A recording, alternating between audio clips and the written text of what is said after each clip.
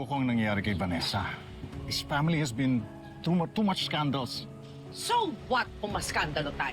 That is nothing compared to what I went through. Ikaw ang may kasalanan kung bakit tayo nasira. Naging mabuti ako sa'yo. Pinagsilbihan kita, pinagtanggol kita. Isa kang baliw. Hindi ako baliw! Walang mali sa pag-iisip ko! Guard!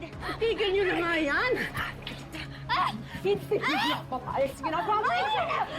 Ano, huwag kang magpakamali ng pito at asawa at ang mga anak. Hindi ako magdadalawang isip na saktan ka. Ako mismo papatay sa'yo!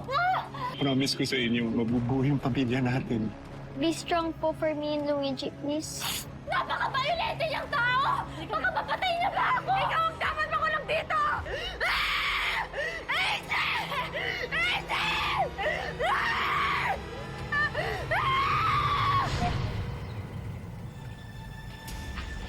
Bakit bad trip ka? Di ba dapat nagsiselebrate tayo kasi successful yung plan natin? Huwag mo sabihing affected ka pa rin sa pagtawag sa'yo ni Vanessa ang baliw. Huwag lang sasabihin yan, Kiara. Isang beses mo pang sabihin yan. Kalimutan mong magkaibigan tayo. Isa kang baliw. Hindi ako baliw. Baliw ka. Baliw. Baliw. Taya! Taya! Taya! Taya! Taya! Taya ka! Ayaw ka namin kalaro. Di ba krung-krung to? Yak! Baliw! Yak! Baliw! Baliw! Baliw! Baliw! Ay, ano sinasabi mo baliw ako? Hindi ako baliw! Hindi ako baliw! Ano sinasabi yung baliw ako? Ay! Hindi ka titigil? Halika nga rito! Halika rito! Ay, nak. Halika rito! Baliw! Baliw na nga, lumayas na kayo. Lumayas na kayo. Baliw ng baliw, given na nga. Ano naman ginagawa mo dun? Hindi mo iniisip. Baka mamaya sugurin na naman ako ng nanay ng batang yon. Nay, bakit akong sinasaktan nyo? Sila ang nauna. Eh, ano ngayon? Huwag nila akong baliw. Eh, totoo namang baliw ka kasi. Na-obvious ka lang. Kaya naisip ko eh. Alam mo dapat sa'yo, dalin dun sa center, dun ka nababagay kasi luka-luka ka. Baliw ka. Ayoko, Nay. Wala akong sakit. Hindi ako baliw. Sinasabi ko sa'yo, baliw ka. Okay, naintindihan mo, baliw ka. Kaya dadali na kita sa center, doon ka bagay. Doon ka bagay. Ayoko, Nay.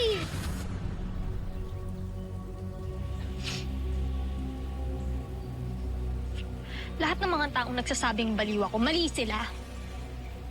Walang problema sa akin. Alam ko yung ginagawa ko. Ngayon na nakakulong na yung ate mo, wala nang dahilan para manatili tayo dito. Umalis na tayo, Angel. Dating gawi. Magsimula tayo sa malayo. Hindi. Hindi pa sapat na nakakulong lang yung ate ko. Kulang pang kabayaran yan sa pagtalikod niya sa akin. Dadagdagan ko pa yung pagdurusan niya.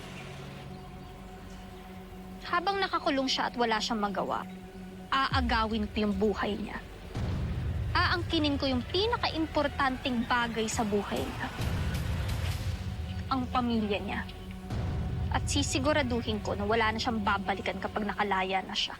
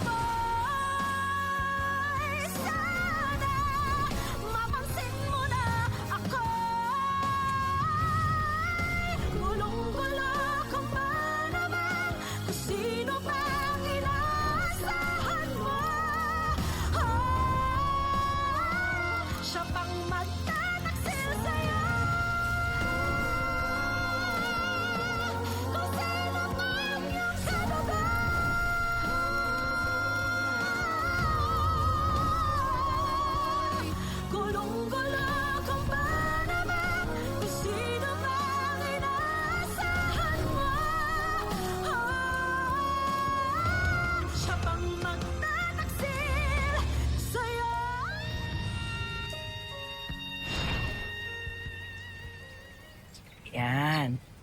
Ma'am Sylvia, alam niyo po ba, simula nung pinatuloy niyo ako dito sa bahay niyo, parang may nagbago po sa loob ko. Parang na-inspire po ako sa faith niyo. Talaga? That's wonderful, Angel. Alam mo, Ang Diyos, laging yang kumakatok sa puso natin. Nasa sa atin na lang kung pagbubuksan natin siya. Kagabi nga po, hindi ako makatulog eh. Tapos, out of curiosity, binasa ko po yung Bible sa tabi ng bed ko. Tapos hindi ko po namalayan. Inabot po ako ng madaling araw sa pagbabasa. Talaga? Ano naman ang naramdaman mo? Bigla nga po gumaan yung loob ko eh. Alam niyo, Ma'am Sylvia, naisip ko nga, kaya siguro kami pinaghiwalay ni Ate Vanessa para mapunta po ako dito sa poder niyo at mahanap ko po si Lord sa pamamagitan niyo. Nakakaiyak ka naman, Angel. Napakabuti talaga ng puso mo. Alam mo, mabuti ka pa. Nakilala mo si Lord sa gitna ng kaguluhan. Yung sarili ko ang pamilya hirap na hirap akong dalhin sa landas na tama, lalo na yan si Carlito. Parang pader ang kausap ko, lalo na pagdating sa scripture.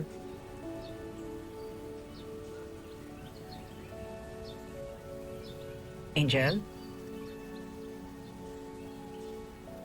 Bakit ka biglang tumahimik? May nasabi ba ako masama? Wala po.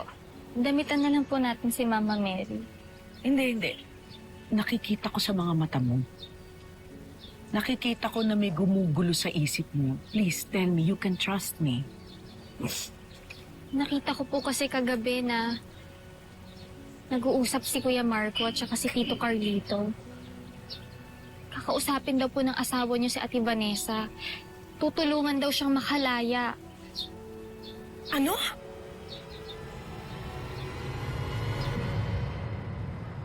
I already talked to your lawyer. Tinitignan namin kung may butas sa chain of custody ng ebidensyang isinampa laban sa'yo.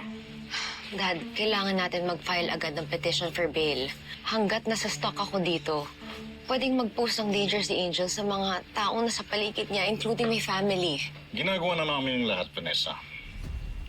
Pero sa lawyer, you know we have to address first the facts of the case. Ikaw ang tinuturo ng mga victim. At ang kwintas mo ang natagpuan sa gamit ng kidnapper.